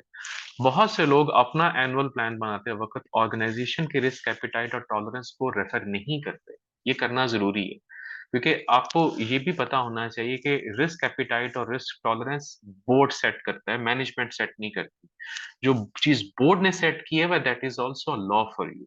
तो बोर्ड की सेट की हुई चीज को रेफर करना आपके लिए बहुत इंपॉर्टेंट है when you are assessing the risk. आप रिस्क को हाई, मीडियम, लो जहां भी प्रायोरिटाइज कर रहे हैं तो ऑर्गेनाइजेशन के रिस्क एपिटाइट भी देख लें। अगर बोर्ड कह रहा है कि उसके लिए एक चीज में वैल्यू नहीं है, या वो उसमें वो 10 मिलियन की भी जो है ना वो डेविएशन एक्सेप्ट कर सकता है, तो आप 10 मिलियन को ज्यादा वैल्यू को कर रहे हैं, बोर्ड तो नहीं कर रहा उसको। So again keep this strategies या माइंडसेट या appetite in mind as well. दूसरा, हम जो चीज नहीं ज्यादा देखते, रेफर करते या हम बाजुकात भागते हैं, वो ये कि मैनेजमेंट बोर्ड को क्या रिपोर्ट कर रही है as far as the risk is concern. मैं ये नहीं कहता सब नहीं करते, बट मैंने देखा है कि ये जनरली एक वीकर एरिया है। अब मैं आपको जरा रेफर करूंगा कि जो थोड़े से ज्यादा, इनसे ज्यादा सख्त वीकर एरियाज हैं, वो हमारी स्ट्रेटेजीज की डिस्कशन है, यूनिट लेवल स्ट्रेटेजीज की डिस्कशन है, बोर्ड या मीटिंग के स्ट्रेटेजिक या ईएमटी के मिनट्स की मीटिंग जो है ना वो हम ज्यादा रेफर नहीं करते। और खास तौर पे अदर इंश्योरेंस प्रोवाइडर्स की चीजों को तो हम जनरली रेफर नहीं कर रहे होते अपने ऑडिट प्लानिंग में या रिपोर्ट्स में। ये बहुत जरूरी है, इन चीजों को करना इंपॉर्टेंट है। जो एरियाज रेड है वो ये कि हम अपनी ईगोज में रहते हुए अदर इंश्योरेंस प्रोवाइडर्स के साथ ओपन कम्युनिकेशन चैनल नहीं बनाते। अगेन, ये मैंने चैंसर लिख दिया, इसको चैनल प्लीज पढ़िए। अदर इंश्योरेंस प्रोवाइडर्स बहुत से हो सकते हैं, वो इंटरनल भी हो सकते हैं, एक्सटर्नल भी हो सकते हैं। Coordination and Reliance is specifically 9.5 का जो स्टैंडर्ड है वो इसी चीज के ऊपर है कि आपने दूसरों से कोऑर्डिनेट करना है और रिलायंस प्लेस करनी है, अपना रिलायंस मॉडल बनाना है इस मकसद के लिए, ताकि आपकी जो एक्टिविटीज हैं वो ऐसे ना हो जो कि जो है ना डुप्लीकेट कर रही हो किसी और के एफर्ट को। ऑर्गेनाइजेशन रिस्क बेस्ड प्रायोरिटीज के ऑडिट, रिस्क बेस्ड ऑडिटिंग है ही अवॉइडिंग द डुप्लीकेशन है, और अपनी एफर्ट्स को राइटफुल रिस्क या ऑप्टिमल रिस्क की तरफ यूटिलाइज करने का नाम। और जो सबसे जरूरी, जिसको मैं इससे भी ज्यादा रेड हो सकता था करता, वो ये कि चीफ ऑडिट एग्जीक्यूटिव्स अपनी टीम को एजुकेट नहीं करते। और ये बहुत ज्यादा खास तौर पे हम ये देखते हैं कि वो जब ऑडिट करने जाते हैं लोग या टीम से डिस्कशन कर रहे होते हैं, तो 5-6 पॉइंट्स ऐसे रखेंगे कि जो कि टीम से जिक्र नहीं करेंगे, या कोई चीजें रखेंगे कि ये तो मैंने इसे पकड़ना है इसके ऊपर। You are working as a team, इसमें कोई पकड़न पकड़ाई नहीं चल रही। Your job as a chief audit executive is to educate the team, is to inform them, is to tell them what's exactly in your mind और तुम क्या देखना चाह रहे हो. What do you want them to focus on? Obviously, you would want them to focus on other things as well, लेकिन आप पहले उन्हें बताएं तो सही कि आपके नजदीक क्या चीज इंपॉर्टेंट है, ताकि उन्हें पता तो चले। So education is the key. या आप सारी एक्टिविटी करने का या रिस्क असेसमेंट करने का कोई फायदा नहीं है चीफ ऑडिट एग्जीक्यूटिव की तरफ से कि अगर उसने अपनी टीम को नहीं बताया या वो किस चीज को जरूरी समझता है। इससे आगे चलते हैं। अब क्या करना है? करना है ये अंडरस्टैंड करना है, यूनिवर्स डिफाइन करनी है, प्रोसेस डिफाइन करने है, रिस्क असेसमेंट करनी है, स्ट्रेटेजिक प्रायोरिटीज करनी है, और टीम के साथ कम्युनिकेट करना है। अपनी असेसमेंट को, प्रायोरिटीज को शेयर करना है, और इम्प्रूवमेंट्स की तरफ ओपन होना है, अपने स्टैंडर्ड्स टेम्परमेंट स्टैंडर्ड्स को अपने टेम्पलेट्स को अपने स्टैंडर्डाइज करना। ये 6 काम है जो चीफ ऑडिट एग्जीक्यूटिव को करने की बहुत जरूरत है। समझे पहले, यूनिवर्स को डिफाइन करवाए, प्रोसेसेस लिस्ट डाउन करे, क्या होता है उसके अंदर उसको लिस्ट डाउन कर दे, रिस्क असेसमेंट कर दे, प्रायोरिटीज को मैप करे, टीम से अपने जो है कम्युनिकेशन रखे, अपनी असेसमेंट प्रायोरिटीज को शेयर करे, बी ओपन टू इम्प्रूवमेंट्स हो, और अपने टेम्पलेट्स को स्टैंडर्डाइज करे। एंगेजमेंट लेवल ऑडिटर्स ने क्या करना है, अभी हम आगे और भी चीजें डिस्कस करेंगे, अभी हम स्टैंडर्ड के साथ इसको सिर्फ लिंक कर रहा हूँ। एंगेजमेंट लेवल रिस्क असेसमेंट के ऊपर स्पेसिफिक एक सब स्टैंडर्ड है। जो पिछले आपने दोनों स्टैंडर्ड्स देखे थे, वो पहला स्टैंडर्ड अंडरस्टैंडिंग की बात कर रहा था 9.1, और 9.4 इंटरनल ऑडिट प्लान की बात कर रहा था, वो उसके अंदर रिस्क असेसमेंट का जिक्र करता है। लेकिन जब आप एंगेजमेंट प्लानिंग की बात करते हैं, स्टैंडर्ड नंबर 13, तो उसके अंदर देयर इज अ स्पेसिफिक सब स्टैंडर्ड 13.2। प्रिंसिपल 13 की बात करें तो उसमें स्पेसिफिक स्टैंडर्ड है 13.2 एंगेजमेंट रिस्क असेसमेंट, और ये एग्जैक्टली इंटरनल ऑडिटर्स ने काम करना है। मैंने थोड़ा सा इसको लिस्ट डाउन किया है, उन्होंने क्या करना है। सबसे पहले तो जब आप स्टैंडर्ड्स को खोलेंगे ना, तो स्टैंडर्ड्स में देयर इज अ मस्ट वाली रिकमेंडेशंस जो कि मैंडेट्स हैं, उसके बाद कंसिडर टू इम्प्लीमेंट होता है और एविडेंस फॉर कंफर्मेंस होता है। जो जो मस्ट वाले काम है ना, इससे पहले हमने जो सीएई वाले देखे हैं वो भी मस्ट वाले काम थे। अब जो इसमें हम देखेंगे ये भी मस्ट वाले काम है। वो क्या करने हैं? पहले आपने जो एक्टिविटी अंडर रिव्यू उसकी अंडरस्टैंडिंग बिल्ड करनी है, उसकी स्ट्रेटजीज, ऑब्जेक्टिव्स और उसकी रिस्क टॉलरेंस। ये बहुत बड़ा प्रॉब्लमेटिक एरिया है। If you would ask me, तो मैं ये कहूंगा कि जो है वो मेजॉरिटी ऑफ हमारे इंटरनल ऑडिटर्स या हमारे जो टीम मेंबर्स होते हैं वो ये वाला काम तो करते ही नहीं। वो क्या काम करते हैं? वो पिछले साल की फाइल उठाएंगे, पिछले साल के फाइल प्रोसीजर्स को रेप्लिकेट करेंगे, ऑडिट करेंगे, कंप्लाइंसेस देखेंगे और ये जा हो जा। अंडरस्टैंडिंग कहाँ पर गई? उसकी strategies, objectives for the year कहाँ पे गए? क्योंकि किसी की विजिबिलिटी नहीं होती, किसी ने वो देखा ही नहीं होता है कि इनकी कोई टॉलरेंस है, ये भी कुछ रिपोर्ट कर रहे हैं। इसलिए जब आपका क्लाइंट है वो आप पे हंस रहा होता है कि इसको पता है कुछ नहीं है, तो सिर्फ यही 5-6 चीजें देखेगा हो जाएगा, या इसी को देखेगा और इसी पे फोकस करेगा। बोर्ड तो असल में किसी और चीज को वैल्यू कर रहा है। आपका स्टेक होल्डर आपकी वैल्यू जो है ना उस चीज से डिटरमिन करेगा कि अगर आप उसको वो बता रहे हैं जो वो सुनना चाह रहा है। स्टेक होल्डर जो बोर्ड है, जिस पे वो फोकस कर रहा है, अगर आप कुछ और बातें कर रहे हैं, किसी और तरफ जा रहे हैं, तो वो आपको प्रायोरिटाइज नहीं करेगा। सो ये वाला एरिया सबसे इंपॉर्टेंट है। पहले तो ये कि आप अंडरस्टैंडिंग कैसे बिल्ड करते हैं, उसके जीआरसी प्रोसेसेस को आपने लाजमी जो है ना वो देखना है। आपने इंफॉर्मेशन गैदर करनी है कि कंट्रोल्स हैं कैसे और इंटेंडेड टू ऑपरेट कैसे हो रही है। डिजाइन असेसमेंट में बहुत इंपॉर्टेंट होगा। रिस्क्स क्या है, और जो है वो जिसमें फ्रॉड रिस्क भी है, और उनकी असेसमेंट एवेल्युएशन क्या है, क्राइटेरिया क्या है जिसके अगेंस्ट मैनेजमेंट परफॉर्मेंस मेजर करती है। अब जब हम ऑडिट्स कर रहे हैं तो क्या हम ये चीजें रेफर करते हैं कि मैनेजमेंट के नजदीक क्राइटेरिया क्या है जिसके ऊपर जो है वो अपनी परफॉर्मेंस को मेजर करेगी। अब आप बहुत गौर से देखिएगा कि ये सब की सब रिक्वायरमेंट्स रिस्क असेसमेंट के अंदर आ रही है। जो रिस्क असेसमेंट आप समझ रहे हैं, ये उससे भी बियॉन्ड चीजें जा रही है। वो सिर्फ रिस्क को नहीं देख रहा, वो उसके क्राइटेरिया, उसके अगेंस्ट परफॉर्मेंस मेजरमेंट, क्योंकि रिस्क असेसमेंट असल में is not just a risk नजर नहीं आ रहा, उसमें एक रिस्क मैनेजमेंट के प्रोसेस को ओवरव्यू भी देखना है। रिस्क तो एक आउटकम है और उसके पीछे कंट्रोल्स हैं। वो कंट्रोल्स जो कि रिस्क मैनेजमेंट प्रोसेस के पूरी जो है ना उसकी जो है वो एक सैंक्टिटी को डिटरमिन कर रहे होते हैं। और उनको कंट्रोल्स का एक पार्ट है कि आपने क्राइटेरिया डिटरमिन करना। ऑर्गेनाइजेशन ने केपीआई सेटिंग की है, रिस्क में भी कि ऑर्गेनाइजेशन अपना ऑब्जेक्टिव अचीव ना कर सके या बिजनेस टारगेट अचीव ना कर सके, उसको सब ब्रेक डाउन किया होगा छोटे छोटे पार्ट्स में। ये होगा ईयर 1, क्वार्टर 1 में ये, क्वार्टर 2 में ये, क्वार्टर 3 में ये। अगर कोई सर्विस डिलीवर करनी है तो पहले उसका जो है वो कैपेक्स करना पड़ेगा, उसकी अवेलेबिलिटी इंश्योर करवानी पड़ेगी, कमीशनिंग होगी, देन सर्विस की जो है अवेलेबिलिटी हो सकेगी आगे। तो अगर आपने यही डिटरमिन नहीं किया, यही नहीं आपने देखा कि इसकी स्ट्रेटेजिक प्रायोरिटीज में स्टेप 1, स्टेप 2, स्टेप 3, स्टेप 4 क्या था, तो आप वहां पे अपने रिस्क असेसमेंट में फेल हो गए। और दूसरी बात ये कि अगर आपने पिछले ऑडिट में आइडेंटिफाई किए हुए हैं रिस्क, तो आपको सिर्फ उसको रिव्यू और अपडेट करना है, दोबारा से पूरी परफॉर्म नहीं करनी। ये स्टैंडर्ड्स ने हमें अलाउ कर दी है। ठीक है, अगेन आपको मैंने थोड़ा सा इसको हाईलाइट भी करके दे दिया। अब करना क्या है?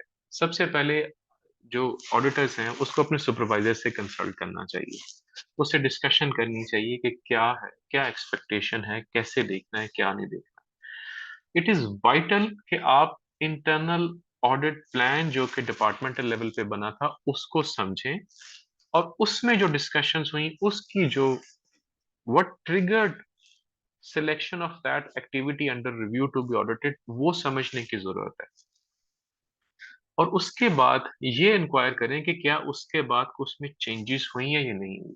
ठीक है, आपकी जो रिस्क असेसमेंट है, मैंने पहले से जिक्र किया था, रिस्क जो आपने किसी एक स्टेज पे आइडेंटिफाई किए होंगे, जरूरी नहीं है वो स्टेज 2 के ऊपर भी हो। जरूरी नहीं है आपने साल के स्टार्ट में जो आइडेंटिफाई किया था हाई रिस्क एरिया या हाई प्रायोरिटी एरिया, वो आपका अभी भी वहीं पे स्टैंड करता है। आपको इसको चेंज करने की जरूरत होगी इफ नेसेसरी। और स्टैंडर्ड्स दे रिकमेंडेड कि आप अपना कॉन्टिन्यूसली मॉनिटर करें, अपडेट करें, if there is a change तो चेंज कर दें उसे।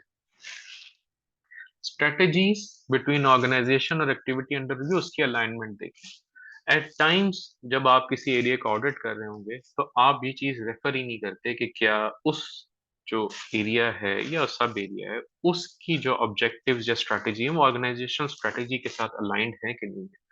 उसकी वजह क्या है? Because you are not looking at the organisational strategy, और ना ही आप उस एक्टिविटी की स्ट्रैटेजीज पे फोकस कर रहे हैं। आपका फोकस कंप्लायंस या फाइनेंशियल साइड के ऊपर है। Again, it's all happening in risk assessment. ये सब रिस्क असेसमेंट में चल रहा है। सो जब आप एग्जामिन करेंगे तो आपको रिस्क पॉइंट आउट होगा। रिस्क क्या पॉइंट आउट होगा? Disconnect, misalignment. जब मिसअलाइनमेंट आइडेंटिफाई होगी तो आपको पता होगा कि अब डेविएशन होने से कितना ऑर्गेनाइजेशनल इम्पैक्ट आ रहा है। सो ये देखना बहुत जरूरी है। इन्फॉर्मेशन गैदर करें, अगले पेज में मैं आपको बता दूंगा कहाँ से इन्फॉर्मेशन आ सकती है। सर्वेज, इंटरव्यू, वॉक थ्रू करें। आरसीएम को यूज कर सकते हैं आप। मैनेजमेंट से इनपुट लें और assess adequacy of control design। ये जो एरिया है, ये again one of the weaker areas है। आप मैनेजमेंट से जब आप अपनी रिस्क असेसमेंट को डॉक्यूमेंट कर लेते हैं तो आप मैनेजमेंट से इनपुट नहीं लेते उस एक्टिविटी अंडर रिव्यू की। You do not have a mutual understanding of the risk. आप किस चीज को समझ रहे हैं, वो किसी और चीज को समझ रहा है। ये अंडरस्टैंडिंग बिल्ड करना जरूरी है। ये अंडरस्टैंडिंग जब नहीं होगी तो आपकी उसकी डेफिनेशन अलाइन नहीं होगी, तो कल को आपके झगड़े ही होंगे और कुछ नहीं होगा। हम क्या अच्छा करते हैं? हम सुपरविजन भी अच्छी, सुपरवाइजर से अच्छी बात करते हैं, अच्छी इंफॉर्मेशन गैदर करते हैं, हम सर्वे इंटरव्यू भी अच्छे कर लेते हैं, हम ऑडिट प्रोग्राम या आरसीएम बड़े अच्छे टेम्पलेट्स बना के उनको डॉक्यूमेंट भी कर लेते हैं। लेकिन कंट्रोल डिजाइन एडिक्वेसी के ऊपर हम फोकस नहीं करते हैं। Why I am saying control design? Control design पहला स्टेप है before you move towards a field work stage, जिसमें आप ऑपरेटिंग इफेक्टिवनेस देखते हैं। अगर एक कंट्रोल का डिजाइन ही एड्रेस्ड इफेक्टिव नहीं है या ठीक नहीं है, तो आपका आगे उसको टेस्ट करने का फायदा कोई नहीं है। कंट्रोल डिजाइन क्यों इंपॉर्टेंट है?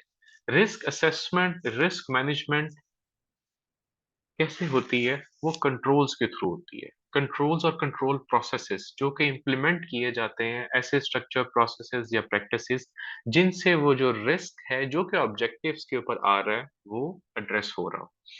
देखिए, ऑर्गेनाइजेशन जो है जब वो रिस्क की बात करती है तो उसका पहला जो जो स्टार्टिंग पॉइंट होता है वो ऑर्गेनाइजेशन का ऑब्जेक्टिव होता है। ऑब्वियसली उससे पीछे विजन, स्ट्रेटेजी है, ऑब्जेक्टिव है। ऑब्जेक्टिव की अचीवमेंट नहीं हो सकेगी या ऑब्जेक्टिव के रास्ते में कोई हैम्पर होगा या ऑब्जेक्टिव इनकंसिस्टेंट हो सकता है, ये चीजें, ये रिस्क होते हैं। इन रिस्क को हैंडल करने के लिए या बहुत ज्यादा पॉजिटिव और नेगेटिव वेरिएशन को कंट्रोल करने के लिए जो है वो आप कंट्रोल्स इंप्लीमेंट करते हैं। अब अगर मैं आपको ये कहूँ कि आपने साल के स्टार्ट में जो है वो बजट किया था revenue, and the revenue budget आपने किया था, आपने साल के एंड पे उसको ओवर अचीव कर लिया है बाय 130%। तो this is not actually a good sign. ये बहुत ज्यादा पॉजिटिव वेरिएशन है। It meant it there is a inherent और हाइलाइटेड रिस्क इन इट कि आपने डेफिनेटली अपने आप को अंडर बजट किया। और मैनेजमेंट जब आपने आपको अंडर बजट करती है रेवेन्यू के फॉर्म पे, इट्स अ रिस्क। ऑब्वियसली, मैंने ऑब्वियसली हो सकता है कि कोई और ऐसा सर्कमस्टांस भी आ गया हो जिसकी वजह से अचानक कोई छक्का लग गया आपका। लेकिन मैनेजमेंट ने अंडर बजट किया। क्यों किया? With the intent and objective. उसको अपना पोटेंशियल पता था। वो अंडर बजट गई क्योंकि वो चाहती थी कि साल के एंड पे जब उसकी परफॉर्मेंस मेजरमेंट हो तो उसको 10-15 बोनस जो है ना वो मिल जाए। अब वो उसको जब बोनस ज्यादा लेना चाहती है तो वो ओवर अचीव भी करके दिखाना चाह रही है इसलिए।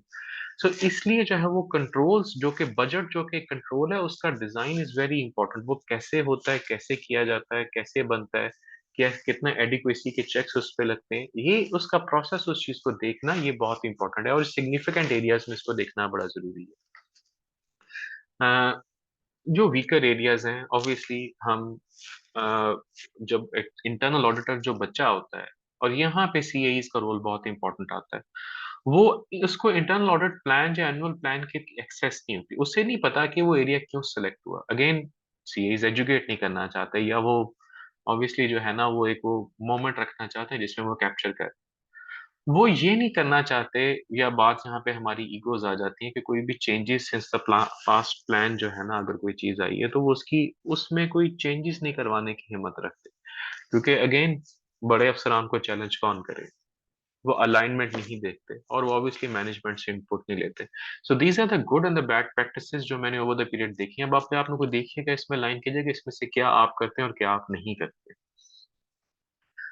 जो सोर्सेज ऑफ इंफॉर्मेशन है ये मैंने लिस्ट डाउन कर दिए, इनको आप रेफर कीजिएगा, मैं स्लाइड शेयर कर दूंगा, उसमें ही आपके पास आ जाएंगे। बट अगेन, जो चीजें एनुअल स्टेज पे जैसे चाहिए उनसे एक स्टेप आगे जो है वो आपको एंगेजमेंट लेवल पे चाहिए। और आप देखेंगे, ये देखें, उसके चार्ट्स हैं, जेडीज हैं, वो आपने देखने हैं, फ्लो चार्ट्स, रिपोर्ट्स हैं, अथॉरिटेटिव गाइडलाइंस हैं, एक्सेट्रा। ये सारी चीजें आपको अपनी एंगेजमेंट प्लानिंग स्टेज के ऊपर, जिसमें आपने एंगेजमेंट लेवल रिस्क असेसमेंट करनी है, वो उन पे हासिल करनी है, लेनी है।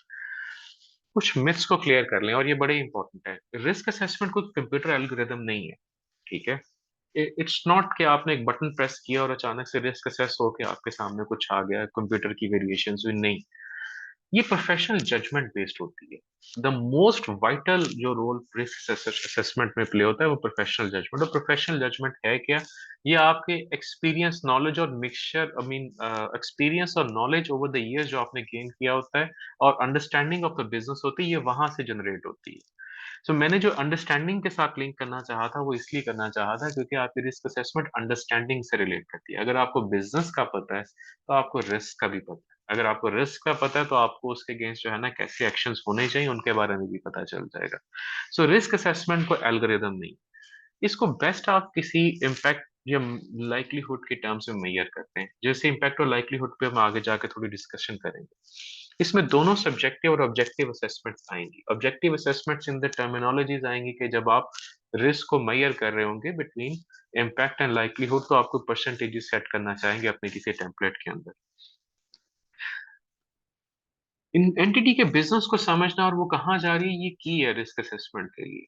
और एंटिटी के जो ऑब्जेक्टिव्स और ऑब्जेक्टिव्स के रिस्क हैं, ये समझना बहुत इंपॉर्टेंट है।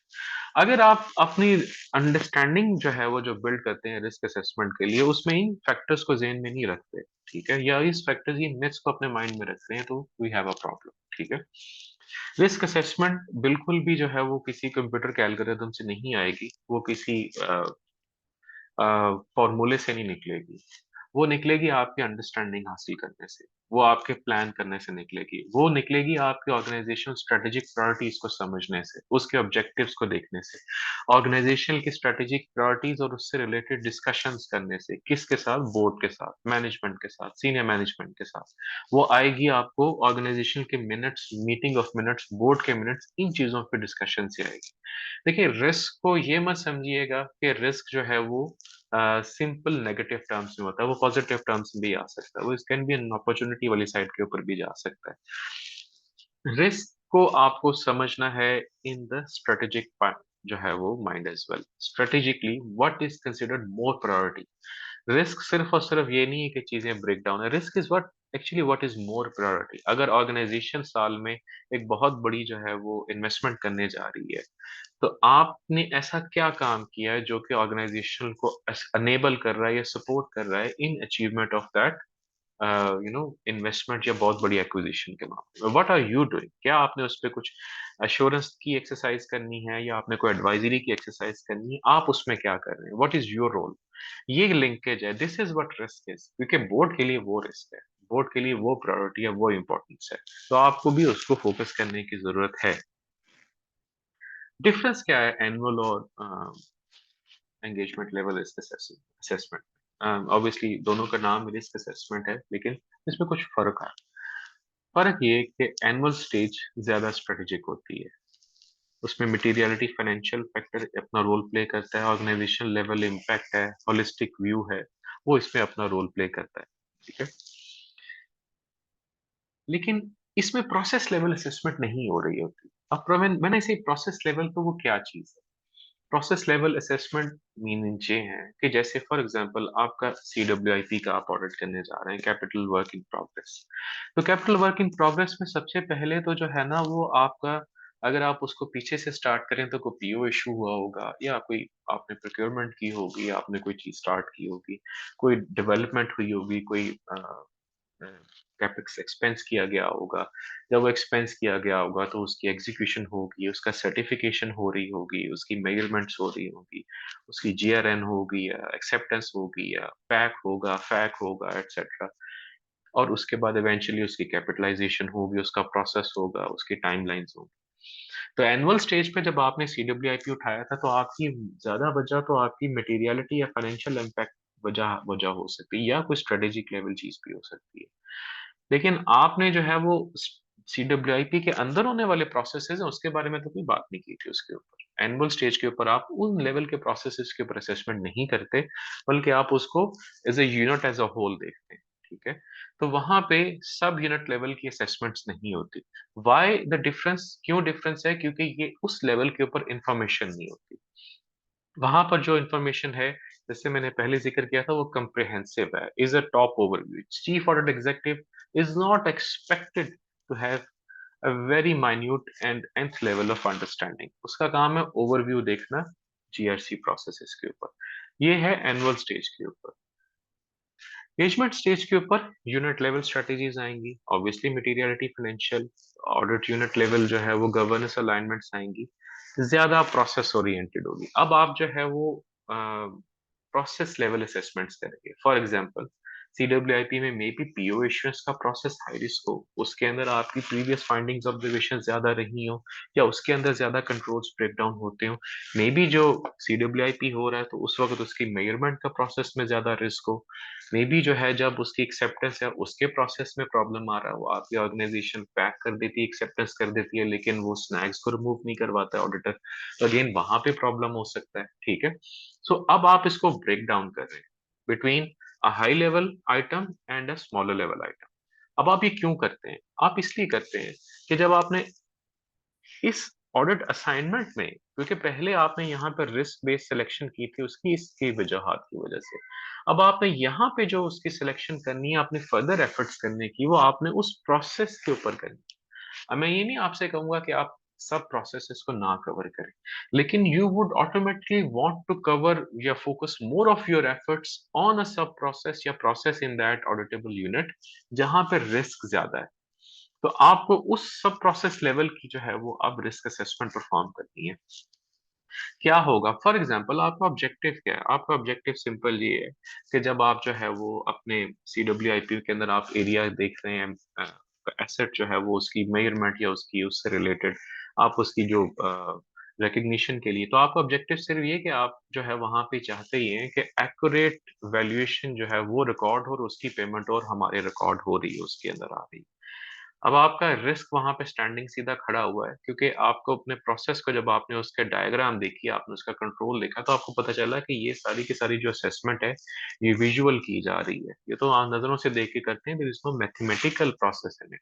तो आपके सबसे पहले जो सामने नजर आ गया वो एक lack of method, is a lack of methodical process. आपके सामने कोई साइंटिफिक टूल या असेसमेंट या वो चीज नहीं, बल्कि आप तो इसको इस स्पेस पे असेस कर रहे हैं कि आपको सब जो बना हुआ नजर आ गया तो आपने देख लिया, आप उसको उसकी क्वालिटी के बेस के ऊपर नहीं देख रहे। तो इसलिए जब आप उसको रिस्क देखेंगे तो आपको नजर आएगा कि अब यहाँ पे तो रिस्क बड़ा है, इसके लिए तो कंट्रोल्स इनके पास अवेलेबल ही नहीं है। ठीक है, तो आप उसकी प्रायोरिटीज बढ़ाएंगे। अब आपका फोकस जो है वो ऑटोमेटिकली उस एरिया के अंदर उसकी क्वालिटी के फोकस को चेक करना हो जाएगा, नॉट नॉट जस्ट उसकी कंप्लीशन को, बल्कि उसकी क्वालिटी को देखना। कंप्लीट तो हो गया, लेकिन क्या क्वालिटी भी थी कि नहीं थी?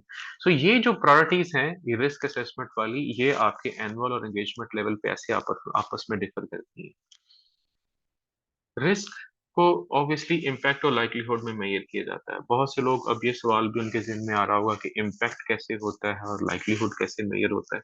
तो मैंने जनरली कुछ फैक्टर्स बताए हैं इसके अंदर, और ये आपके एनुअल और यूनिट लेवल स्टेज दोनों के ऊपर इस्तेमाल किए जा सकते हैं। ऑब्वियसली स्टैंडर्ड्स भी रिकमेंड करते हैं, लेकिन स्टैंडर्ड्स ये नहीं बताते कि इम्पैक्ट में क्या चीज आएगी और लाइक्लीहुड में क्या चीज आएगी। तो मैंने थोड़ा सा इसको ब्रेक डाउन किया। इम्पैक्ट फाइनेंशियली भी हो सकता है, कंप्लायंस भी हो सकता है, ऑपरेशंस का भी हो सकता है, और कॉन्फिडेंशियलिटी, इंटेग्रिटी और अवेलेबिलिटी ऑफ रिस्क एसेट्स या इंफॉर्मेशन एसेट्स वो भी हो सकता है। ये सारे एरियाज इम्पैक्ट में क्लासिफाई होते हैं। आपका वहां पे फाइनेंशियली ज्यादा इम्पैक्ट है, स्ट्रेटेजिक भी ऑब्वियस हो सकता है, कंप्लायंस का ज्यादा इम्पैक्ट आ सकता है, उस पर रेगुलेटरी एक्शन या कोई ऐसी चीजें, ऑपरेशंस पर आ सकता है, या इंफॉर्मेशन एसेट्स, अगर आपके आईटी वाले ऑडिट्स भी आप करें तो आपकी सीआईए, इन चीजों के ऊपर इंफॉर्मेशन सिक्योरिटी के एंगल से आपका इम्पैक्ट आ सकता है। लाइक्लीहुड आपका ऑटोमेशन से डिटरमिन भी हो सकता है। लाइक्लीहुड अगर if an area is automated there is less chance कि वहां पे मैनुअल कोई ओवरराइड या मैनुअल चीज से जो है वो इम्पैक्ट आएगा। So the more the automation the less the risk of human errors, ठीक है। लेकिन इसके साथ जो दूसरा रिस्क है वो दूसरा खड़ा हो जाता है, जो कि फिर यहाँ पर आ जाएगा, वो उसकी इंटेग्रिटी और अवेलेबिलिटी के ऊपर आ जाएगा कि जितना अच्छा सिस्टम ऑटोमेटेड है, क्या वो उतनी अच्छी अवेलेबिलिटी भी है, उसका डीआर अरेंजमेंट्स हैं, डीआर के हैं, उसकी अवेलेबिलिटी के लिए हैं, इंफॉर्मेशन की कॉन्फिडेंशियलिटी और इंटेग्रिटी हो रही है। So you see they are interlinked. ऐसा नहीं है कि एक और वो दोनों स्टैंड अलोन चल रहे हैं। प्रीवियस रिजल्ट्स भी हमारे इम्पैक्ट को डिटरमिन करते हैं। Complexity of process is very important. बहुत सारी चीजें प्रोफेशनल जजमेंट रिलेटेड होती हैं।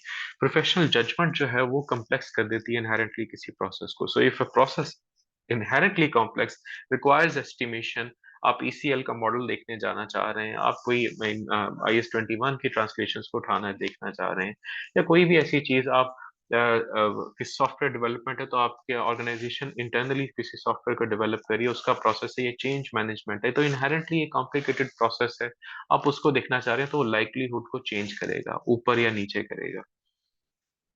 कोई रेगुलेटरी एक्शन आया है, कोई शो कॉज, कोई सूट आया, कोई नोटिस आया, ये चीजें, अब आप ये देखिएगा कि ये चीजें आपको अपने अंडरस्टैंडिंग से पता चलेंगी। अब आपको अपने कमरे में बैठे हुए नहीं पता चलेगा कि रेगुलेटर ने आप पे एक्शन लिया हुआ है, या उसने आपको शो कॉज किया हुआ है, या उसने आपने केस फाइल किया हुआ है। अगर आप इन लिटिगेशन है या कोई शो कॉज है या आपके अगेंस्ट कोई एक्शन हो रहा है, तो automatically the risk in that area goes higher, up चला जाता है। तो ये कैसे पता चलेगा? ये आपको अच्छी प्लानिंग से या अंडरस्टैंडिंग से ही पता चलेगा। और पर्सनल और मैनेजमेंट में शफ़ल है, ये भी आपके रिस्क को चेंज करता है। अगर बहुत सारे लोग चेंज हो गए इकट्ठे या मैनेजमेंट ही चेंज कर दी गई हो, तो could be some reason, there is possibly some reason जिसकी वजह से नए लोग हैं, उनको अंडरस्टैंडिंग का गैप भी हो सकता है, उनकी वीकनेसेस भी हो सकती हैं, तो ये वाला एरिया भी इम्पैक्ट करेगा। या कोई भी नोन या हाई अकरेंस है, कोई फ्रॉड है, क्योंकि एक चीज़ आप जब आप देखेंगे तो रिस्क असेसमेंट में इंक्लूडिंग फ्रॉड रिस्क असेसमेंट की बात करते हैं। तो जब भी आप किसी लाइक्लीहुड है, तो लाइक्लीहुड आपकी फ्रॉड या फ्रॉड के रिस्क की असेसमेंट के साथ जो है ना ऊपर-नीचे जाती है। If there is a high risk of fraud और there is a past noted instance of fraud in it, तो आपकी लाइक्लीहुड ऊपर चली जाती है। तो ये दोनों अगर आप इन फैक्टर्स को ज़हन में रखेंगे, तो जनरली आप इनकी बेस पे अपना एक टेम्पलेट स्टैंडर्डाइज़ कर सकते हैं, इनको ज़हन में रखते हुए, और उसके ऊपर मेजरमेंट डाल सकते हैं। For example, financial is measurement of this percentage, compliance की मेजरमेंट इतनी होगी, इम्पैक्ट इतना आएगा, ऑटोमेशन से इतना इम्प्रूवमेंट आ सकता है। ये आप इसको साइड बाय साइड देख सकते हैं, या आप टिक मार्क्स की बेस पे भी कर सकते हैं, जो इसको आप अपना क्राइटेरिया डिटरमिन कर सकते हैं, कैसे भी आप देख सकते हैं। लेकिन इम्पैक्ट और लाइवलीहुड जनरली इन चीजों से डिटरमिन हो रहे होते हैं, और इनको डॉक्यूमेंट कर लेना चाहिए। आसान है डॉक्यूमेंट करना, आपको पता है, it's a fact. Process complex है, यस है, it's a complex process. Previously issues थे, यस थे। ऑटोमेशन है ही नहीं है, यस है, नहीं है। तो चेंज इन पर्सनल या मैनेजमेंट सफल हुआ है, यस। और अगर नहीं भी हुआ, बहुत सारे सालों से वही वाली मैनेजमेंट चल रही है, again that is another area जो कि किसी रिस्क को हाईलाइट कर देता है, वो फ्रॉड के रिस्क के फैक्टर में आ सकता है। सो ये सारी की सारी फैक्ट बेस्ड है। फाइनेंशियल जो है ना is a fact based matter, कोई इम्पैक्ट ऑपरेशन है वो फैक्ट बेस्ड है, availability is a fact based matter. तो मैंने जब आपसे ये कहा था कि ऑब्जेक्टिविटी और सब्जेक्टिविटी का मिक्स है, तो ये ऑब्जेक्टिव की तरफ लेके जाती है आपकी रिस्क असेसमेंट को। You have an objective basis for grading an area as a high risk और अ लो रिस्क, आपकी एक बेसिस है। सो ये आपके डॉक्यूमेंटेड असेसमेंट में आ सकती है। अब मेरी क्लोजिंग थॉट्स इस पे क्या है? रिस्क असेसमेंट को इंक्लूसिव एक्सरसाइज होना चाहिए, डिस्कशंस ओपन होनी चाहिए सबके साथ, वॉइस मैटर करती है सबकी, लोगों को प्रोसेसेस या चीजों के बारे में हर एक को डिफरेंट अंडरस्टैंडिंग होती है, तो generally should be an inclusive process.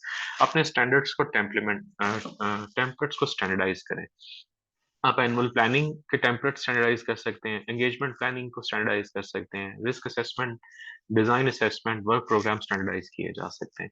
इन सब के बारे में गाइडेंस भी थोड़ी थोड़ी स्टैंडर्ड्स के अंदर अवेलेबल। एंगेजमेंट प्लानिंग में क्या चीजें आती हैं, आप चेकलिस्ट बना सकते हैं कि क्या आपने जेडीज ले लिए, क्या आपने अंडरस्टैंडिंग बिल्ड कर ली, क्या आपने स्ट्रैटेजीज के बारे में इंफॉर्मेशन, यूनिट लेवल स्ट्रैटेजीज के बारे में पढ़ लिया, क्या आपने परफॉर्मेंस मेजरमेंट में जो है केपीआईज या वो हासिल कर ली हैं, क्या आपने ऑर्गेनोग्राम हासिल कर लिया है, क्या आपने ऑल ऑफ दीज थिंग्स, या आप चेक लिस्ट में डाल सकते हैं, can be form of a checklist, you can be done. उनको रेफर करें, उनको उसके डॉक्यूमेंट करें, आपकी थॉट्स क्या थी इसमें, टेक्नोलॉजी को लेवरेज कर सकते हैं, एआई को यूज कर सकते हैं, ऑर्गेनाइजेशन के पॉलिसीज प्रोसीजर्स हैं, अनस्ट्रक्चर्ड डाटा एआई में फीड करके, इफ ऑब्वियसली अगर आपके पास पेड वर्जन है और ऑर्गेनाइजेशन ने आपकी दिया हुआ है, आपको ऐसी चीज है, तो उसमें उसकी अनस्ट्रक्चर्ड डाटा को डाल के उसकी आप इनकंसिस्टेंसीज या डिसिमिलैरिटीज निकाल सकते हैं। एक प्रोसेस दूसरे प्रोसेस से कैसे डेविएट कर रहा है, ये आप एंगेजमेंट प्लानिंग में प्रोसेस लेवल के ऊपर देख सकते हैं, और वो अगेन ऑब्वियसली आपके रिस्क असेसमेंट में फीड होगा। अपनी टीम को एजुकेट करें क्या हो रहा है, अपने ऑर्गेनाइजेशन प्रायोरिटीज लोगों को बताएं, अपने टीम को बताएं। ऑब्वियसली कॉन्फिडेंशियलिटी जेन में रखें, लेकिन लोगों को पता होनी चाहिए। When you know what the priorities are, you would know what to do. ठीक है, और आपके लोग भी उसी फोकस में उसी प्रायोरिटी पे काम कर रहे हैं। वैल्यू उस वक्त आती है जब आप उस पर फोकस करते हैं जो ऑर्गेनाइजेशन जिससे जिससे बेनिफिट होता है, वर्सेस वो जो आपको बेनिफिट करे। आपका बेनिफिट नहीं, ऑर्गेनाइजेशन का बेनिफिट इंपॉर्टेंस है यहाँ पे। अपना माइंडसेट जो है ना उसको चेंज करने पे काम करें, कंप्लायंस फोकस से रिस्क बेस्ड की तरफ जाएं, चेंज की तरफ ओपन होना चाहिए। ये वो चीजें हैं जी जो मैं जनरली जो है वो आप लोगों के साथ डिस्कस करना चाहता था। I will stop the share here and I will open the forum. ठीक है, यहाँ पे yes, I mean so there are plenty of queries here as well. आपका जिसका भी सवाल है अपने आप को ओपन कर सकता है, वी कैन डिस्कस। लेकिन अच्छा, सो अच्छा, पावर बस पहले साथ का है। I address the questions and then I will move towards online session की पावर पॉइंट। यस, हम इसको दे देंगे। ये मैं उसको जो इंटरनल ऑडिट का ग्रुप है उसके अंदर इसको डाल दूंगा। Practical example of GRC in plan. Ahmad, have I answered your question in the presentation या नहीं हुआ? अगर नहीं हुआ तो फिर मुझे बताइएगा, otherwise I will answer it. आप मुझे बताएं कि क्या आपको इसका आंसर मिल गया प्रेजेंटेशन में या नहीं मिला। Ahmad, if you are still here,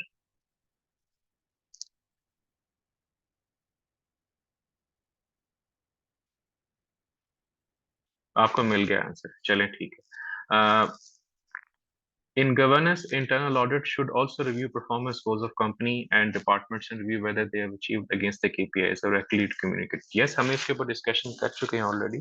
मैंने पहले ये कहा है कि performance objectives and KPIs are very important, और वो not just in annual stage के ऊपर बल्कि वो यूनिट लेवल स्ट्रेटेजीज के ऊपर भी बहुत इंपॉर्टेंट है। और अगर आप ये देखेंगे तो ये रिस्क और रिस्क रिलेटेड इन्फॉर्मेशन की कम्युनिकेशन के अंदर क्लासिफाई होता है। परफॉर्मेंस के गोल्स और मेजरमेंट्स इसलिए एम्बेड किए जाते हैं क्योंकि वो अपनी किसी रिस्क को मैनेज करना चाह रहे हैं। जो बजटिंग है या बजट है, बजट का जो कंट्रोल है, it is exactly in the form of what. ये क्या चीज है? ये एक कंट्रोल है, कंट्रोल मैकेनिज्म है जो कि इम्प्लीमेंट किया गया ऑर्गेनाइजेशन में। किस मकसद के लिए? ताकि बोर्ड ये देख सके कि क्या ये हमारी स्ट्रेटेजी को अचीव कर रहे हैं या नहीं कर रहे हैं। सो उससे रिलेटेड आपके केपीआई के टारगेट सेटिंग का प्रोसेस, वो सारी चीजें इंपॉर्टेंट हो जाती हैं और उनको देखना भी जरूरी है। एनी केस स्टडी जो है वो आपको चले मैं ग्रुप में कोई शेयर कर दूंगा। I am confuse how these things are applied practically. माद, आपको इसके ऊपर आंसर मिला है प्रैक्टिकल इम्प्लीमेंटेशन का या नहीं मिला? मुझे ये बताइए, क्योंकि what I have tried is I have tried to inform कि कैसे प्रैक्टिकली रिस्क असेसमेंट की जा सकती है। प्रैक्टिकली नंबर वन, आप टेम्पलेट्स के साथ चलते हैं। नंबर वन, आप अपनी चेकलिस्ट बनाते हैं। आप अपने अंडरस्टैंडिंग के जो है ना से रिलेटेड इंफॉर्मेशन को स्टैंडर्डाइज करते हैं। आप रिस्क असेसमेंट के टेम्पलेट्स को स्टैंडर्डाइज करते हैं। मैंने इम्पैक्ट वर्सेस लाइक्लीहुड को थोड़ा सा ब्रीफली बताने की कोशिश की है कि कौन सी चीजें इम्पैक्ट और कौन सी लाइक्लीहुड में जाती हैं। जब आप ऑब्जेक्टिव को अंडरस्टैंड करते हैं ऑर्गेनाइजेशन के, तो आपको रिस्क की अंडरस्टैंडिंग भी आती है। ऑर्गेनाइजेशन के रिस्क की अंडरस्टैंडिंग आपको ऑर्गेनाइजेशन से भी आ सकती है, ऑर्गेनाइजेशन के अपने सोर्सेज से भी आ सकती है, और उसकी अंडरस्टैंडिंग आपको खुद से जनरेट करने से भी आ सकती है। और वो कैसे आती है? प्रोफेशनल जजमेंट से, प्रोफेशनल अंडरस्टैंडिंग के साथ। If you know the business तो आपको रिस्क भी पता है। If you know what the priorities are तो आपको पता है कि वो प्रायोरिटीज को हैम्पर क्या चीज कर रही है। ऑर्गेनाइजेशन जब अपना एनुअल प्लान या बजट या अपने जो है वो स्ट्रैटेजी बनाती है, तो वो स्ट्रैटेजी सिर्फ और सिर्फ एक डॉक्यूमेंट नहीं होता, बल्कि उसके साथ एक 5 ईयर का सॉर्ट ऑफ एक प्लान भी होता है, और उसके अंदर ऑब्जेक्टिव्स एंड रिस्क साथ में क्लासिफाई होते हैं, जिसके ऊपर बोर्ड अंडरस्टैंडिंग देता है और बोर्ड उसके ऊपर इनपुट देता है। You as an auditor need to understand it, and when you understand it तो अब आप इम्प्लीमेंट भी कर सकते हैं। जब आपको अंडरस्टैंडिंग आती है तो इम्प्लीमेंटेशन भी हो जाती है। ठीक है, इसके बाद the hardest part of risk assessment was to quantify the subjective judgement. Umar, मैंने इसका आंसर किया है। Obviously what I have done is मैंने आपको कुछ चीजें बताई हैं जिसमें आप इम्पैक्ट वर्सेस लाइक्लीहुड की बेसिस के ऊपर क्वांटिफिकेशन कर सकते हैं। But yes, I 100% agree with you, उसकी जो है वो क्वांटिफिकेशन एक मुश्किल काम होता है। So what we did was, हमने क्या काम किया था, हमने इसको इम्पैक्ट ऑपरेशंस, कंप्लायंस, इसको सबको परसेंटेजेस दे दी थी कि फाइनेंशियल है तो उसकी वेटेज जितनी है, ये है तो उसकी वेटेज जितनी है, ये है तो उसकी वेटेज जितनी है। इम्पैक्ट में अगर ऑटोमेशन है तो वो लाइक्लीहुड में ऑटोमेशन है तो वो ऑब्वियसली स्कोर बेटर, अगर चेंजेस है तो उसका स्कोर एक डिफरेंट आएगा। सो हमने इसको इम्पैक्ट और लाइक्लीहुड को एक स्टैंडर्डाइज टेम्पलेट बना के अपने ऑडिटर्स को दे दिया था। So it was accepted by आईए एज वेल, और उससे क्वांटिफिकेशन भी हो गई और सम बेसिस बन गई थी वहां पे। लेकिन अगर आप ऑर्गेनाइजेशन की भी जो है वो रिस्क एपेटाइट खोलोगे, तो ऑर्गेनाइजेशन की रिस्क एपेटाइट कैसे बनी होती है, वो भी एक आपका अच्छा इंडिकेटर होता है। फॉर एग्जांपल आपकी रिस्क एपेटाइट ह्यूमन के फॉर्म में भी बनी होगी, एनवायरमेंटल हेल्थ एंड सेफ्टी की बनी होगी, फाइनेंशियल पार्ट की बनी होगी, नेटवर्क है तो उसकी अवेलेबिलिटी की बनी होगी, प्रोडक्शन तो प्लांट की अवेलेबिलिटी या प्लांट की जो है ना वर्किंग की बनी होगी। ये सारी चीजों के ऊपर बोर्ड ने स्पेसिफाई की होगी रिस्क की मटेरियलिटी, आपका इम्पैक्ट, वो किस चीज को एपेटाइट समझ रहा है। क्या वो 1 घंटे का शटडाउन एक्सेप्ट करता है, 2 का करता है, 3 का करता है, 4 का करता है, कैसे करता है। एनवायरमेंटल हेल्थ एंड सेफ्टी है तो कितनी लेवल ऑफ क्रिटिकल इंजरीज या इंजरीज आप एक्सेप्टेबल है, माइनर इंजरी एक्सेप्टेबल है, मेजर एक्सेप्टेबल है, किस फॉर्म पे एक्सेप्टेबल है। तो जो वहां पे आपका एपिटाइट के अंदर क्राइटेरिया डिटरमिन हुआ है, वो आपको रेफर करना बहुत इंपॉर्टेंट होता है। May have an impact on reputation of company, हर चीज का इम्पैक्ट आता है। Please show template for risk assessment and score rating, मैं आपके साथ कुछ शेयर कर दूंगा रिस्क असेसमेंट स्कोर रेटिंग का, मैंने आखिर में थोड़ा सा बताने की कोशिश की है, बट मैं ग्रुप में शेयर कर दूंगा इसको टेम्पलेट को। What to do if risk appetite and risk tolerance is not information available, हाँ जी, ये बदरुद्दीन का मैं इसके ऊपर ऑब्वियसली कहूंगा, if they are not available, तो आपको सबसे पहला काम जो है ना वो जो करना है वो अपनी डिस्कशंस करनी है। आपकी जो है एपेटाइट बोर्ड ने नहीं डिटरमिन की हुई, रिस्क टॉलरेंस की इंफॉर्मेशन आपके पास नहीं है, तो आपको कौन बताएगा कि किसके लिए कौन सा रिस्क मैटर करता है, कौन सा नहीं करता, या किस चीज में वो क्या एक्सेप्टेबल है, वो बोर्ड ही बताएगा नंबर वन, या आपको वो सीनियर मैनेजमेंट बताएगी। सो आप पहले तो उनके साथ डिस्कशंस करें, understand what there mindset is, और उसको डॉक्यूमेंट करें। जब आप उसको डॉक्यूमेंट कर लेंगे, उनके माइंडसेट को अंडरस्टैंड कर लेंगे, तो आपको रिस्क की इन्फॉर्मेशन भी आ जाएगी, what is risk and what is acceptable and what is not acceptable. Appetite और tolerance acceptable versus non acceptable का ही नाम है। अगर आप उनके acceptable versus non not acceptable ले लेंगे, तो उसके बाद आप अपनी रिस्क असेसमेंट कर सकते हैं, जब आपको वहां से इंफॉर्मेशन आ जाती है, ठीक है। एंड अगेन, अगर वो एपिटाइट और रिस्क टॉलरेंस अवेलेबल नहीं है, तो it's an excellent exercise, advisory engagement भी आपकी तरफ से हो सकती है कि आप उन्हें सपोर्ट करें, तो ऑर्गेनाइजेशन रिस्क एपिटाइट और टॉलरेंस जो है ना वो डिटरमिन करें। लेकिन ऑर्गेनाइजेशन के अंदर ना इसका होना डज नॉट मीन कि आपने अपनी रिस्क असेसमेंट परफॉर्म नहीं करी, मैं करनी, मैंने आपको पहले कहा था कि आपको अपनी अंडरस्टैंडिंग से बिल्ड करना है, आपको ऑर्गेनाइजेशन की स्ट्रेटजीज और उससे अपनी जो है वो अंडरस्टैंडिंग बिल्ड करनी है, और उसको डिस्कस करना है मैनेजमेंट के साथ, कि वो भी इसी को रिस्क समझता है जिससे आप रिस्क समझते हैं। अगर आप उस मेथोडोलॉजी को ही फॉलो कर लेंगे, तो आपको रिस्क एपेटाइट या टॉलरेंस की भी शायद जरूरत नहीं पड़ेगी।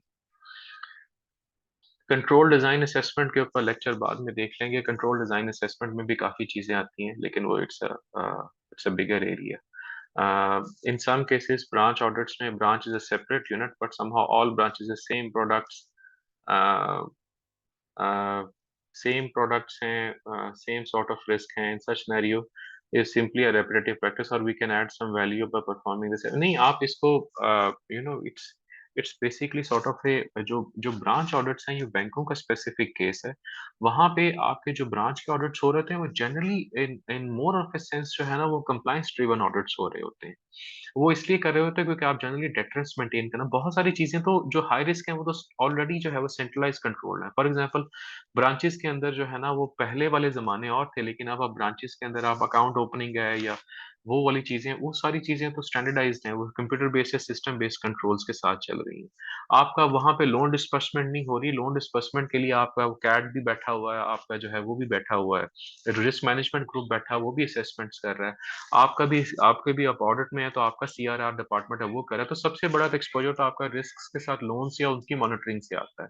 ब्रांचेस में आपके कौन से रिस्क, आपके जो है ना वो छोटे मोटे फ्रॉड वहां पर आपको नजर आएंगे, वो पैसे ले लिए लेकिन वो डिपॉजिट नहीं किए, या पैरेलल बैंकिंग वाले टाइप के वो चीजें आ गई। अब वो अगर आप ही मुझे कहेंगे कि वो आप यहाँ से बैठ के देख सकते हैं, तो वो वाला फ्रॉड आप हेड ऑफिस से बैठ के या उसके बैठ के उसकी प्लानिंग या असेसमेंट नहीं कर सकते। वो आप ट्रेंड्स की बेस पे देख सकते हैं। हाँ, वो ट्रेंड कैसे हो सकते हैं, जनरल पैटर्न्स कैसे थे, नंबर्स कैसे थे, इस पीरियड में इसमें इतनी आती थी, अब यहाँ पे चली गई, इधर इतनी थी, पहले इतनी थी।